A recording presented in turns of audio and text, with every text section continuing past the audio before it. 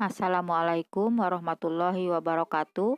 Anak-anak kelas 9 sekalian, pada hari ini Ibu akan menjelaskan materi IPS bab 4 tentang masa reformasi periode 1998 sampai sekarang.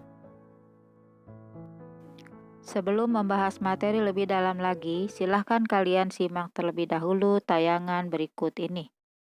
Tumbangnya rezim Orde Baru yang dipimpin Soeharto 20 tahun silam bukan tanpa alasan. Gejolak demonstrasi mahasiswa besar-besaran hingga tewasnya 4 mahasiswa Trisakti menuntut Soeharto mundur menjadi gerakan reformasi nasional.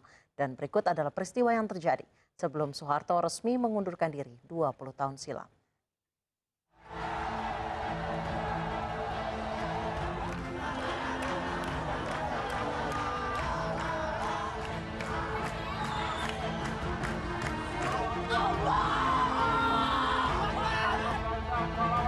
Mei 1998 menjadi salah satu bulan sangat penting bagi masyarakat tanah air.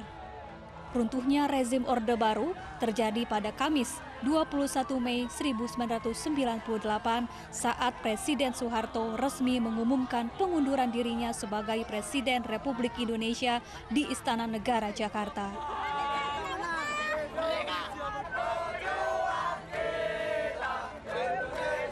Setelah pengumuman Soeharto mundur dari jabatannya, B.J. Habibie yang menjabat wakil presiden dilantik menjadi presiden ketiga Indonesia di depan Mahkamah Agung lantaran pelantikan presiden di gedung DPR MPR tidak mungkin dilakukan karena seluruh sudut gedung Dewan diduduki mahasiswa sejak beberapa hari sebelumnya. Mundurnya Soeharto dari jabatannya sebagai presiden bukan tanpa alasan. Malam sebelum pengunduran diri, 14 menterinya menolak bergabung dengan Komite Reformasi. 2 hari sebelum pengunduran diri dari jabatan presiden, Soeharto sempat memanggil 9 tokoh Islam, di antaranya Nurholis Majid, Gus Dur, Kiai Haji Ali Yafi, serta tokoh lainnya. Namun, tokoh-tokoh ini menolak bergabung dengan Komite Reformasi Nasional, menyampaikan pesan bahwa rakyat Indonesia menginginkan Presiden Soeharto mundur dari jabatannya. Latar belakang utama kepemimpinan Soeharto tumbang karena aksi demonstrasi besar-besaran mahasiswa yang menduduki gedung DPR MPR semakin ramai sejak beberapa hari sebelumnya. Tidak hanya mahasiswa yang menggeruduk gedung DPR MPR, sejumlah tokoh yang bergabung dalam gerakan reformasi nasional juga berdatangan. Di antaranya Ali Sadikin, W.S. Rendra, Solihin GP, YB Mangun Wijaya, Megawati Soekarno Putri, dan Amin Rais. Di hari yang sama, 18 Mei 1998, kejutan besar datang tiba-tiba dari Ketua DPR Harmoko yang menggelar konferensi pers menyikapi tuntutan reformasi. Orang dekat Soeharto ini meminta Soeharto mundur. Gelombang unjuk rasa mahasiswa semakin masif. Ribuan mahasiswa dari berbagai elemen mendatangi dan menduduki gedung DPR MPR. Mereka menuntut Soeharto mundur hingga menginap beberapa hari ke depan. Kerusuhan hingga penjarahan massal beraroma sara terjadi di sejumlah titik di ibu kota, mulai dari 13 hingga 15 Mei 1998. Tepat pada 12 Mei 1998, 4 mahasiswa Universitas Trisakti Jakarta gugur setelah ditembak aparat keamanan saat berunjuk rasa di depan kampusnya di Grogol, Jakarta Barat. Para mahasiswa ditembak aparat keamanan setelah terlibat bentrok saat menggelar unjuk rasa menuntut Soeharto mundur dari jabatannya. Gerakan mahasiswa menuntut adanya reformasi hingga membuat rezim Soeharto tumbang menjadi tonggak sejarah Indonesia. Era reformasi telah berjalan 20 tahun. Presiden Indonesia di zaman reformasi juga sudah silih berganti. Semoga perjuangan reformasi tetap diingat pemerintah saat ini. Setelah menyaksikan tayangan tadi, maka Ibu yakin kalian sudah bisa membuat suatu kesimpulan sementara tentang bagaimana proses peralihan masa pemerintahan dari Orde Baru ke lahirnya masa reformasi. Untuk mengetahui lebih jelasnya lagi, perhatikanlah pembahasan materi berikut. Lahirnya gerakan reformasi.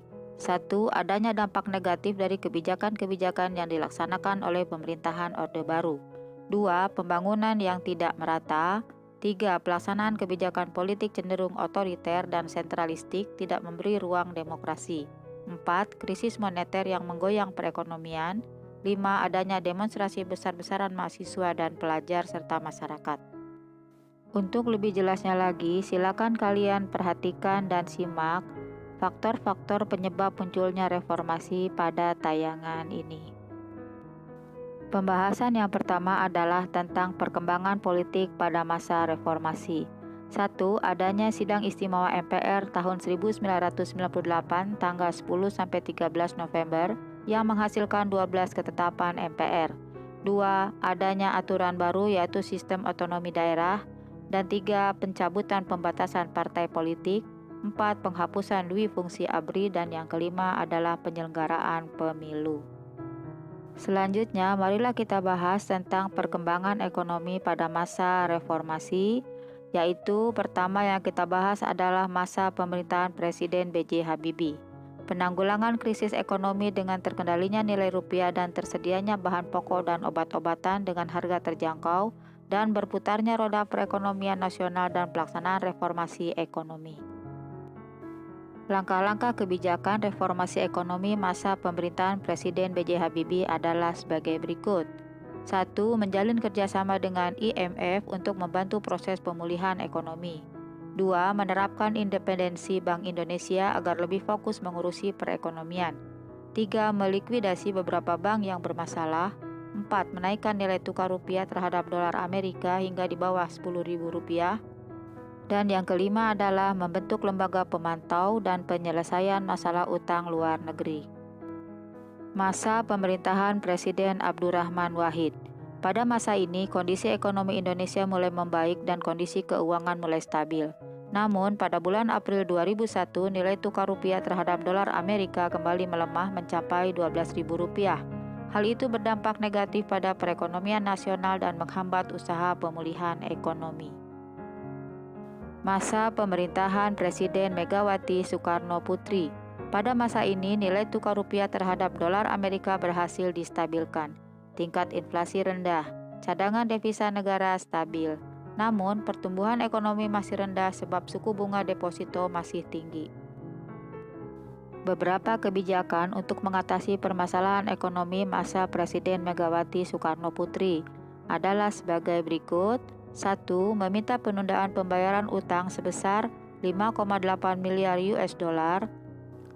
2. Mengalokasikan pembayaran utang luar negeri sebesar 116,3 triliun rupiah. Dan 3. Kebijakan privatisasi badan usaha milik negara atau BUMN. Masa pemerintahan Presiden Susilo Bambang Yudhoyono. Perkembangan ekonominya cukup baik, terlihat dari rata-rata pertumbuhannya berkisar pada 5% sampai 6% per tahun. Beberapa kebijakan perekonomiannya adalah sebagai berikut. 1. Mengurangi subsidi bahan bakar minyak. 2. Pemberian bantuan langsung tunai. Dan 3. Pengurangan utang luar negeri. Kehidupan masyarakat Indonesia pada masa reformasi. A. Kehidupan sosial.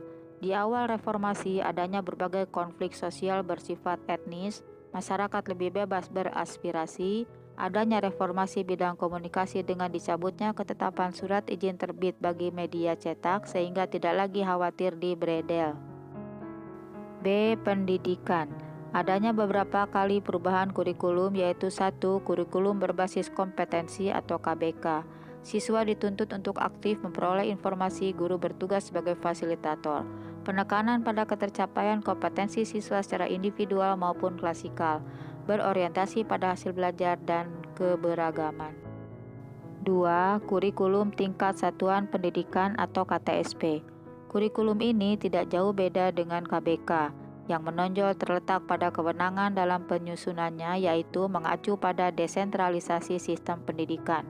Pemerintah pusat menetapkan standar kompetensi dan kompetensi dasar, sedangkan sekolah dan guru mengembangkan dalam bentuk silabus dan penilaiannya sesuai kondisi sekolah dan daerahnya. 3. Kurikulum 2013 menekankan pada kompetensi berbasis sikap, keterampilan, pengetahuan, serta keaktifan siswa untuk mendapatkan pengalaman personal melalui observasi, bertanya, menalar, menyimpulkan, dan mengkomunikasikan informasi dalam kegiatan pembelajaran. C. Kebudayaan.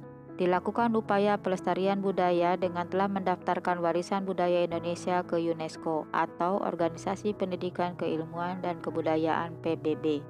Upaya ini dilakukan untuk menghindari klaim negara lain terhadap warisan budaya Indonesia. Beberapa warisan budaya Indonesia yang telah mendapat pengakuan internasional melalui UNESCO adalah 1.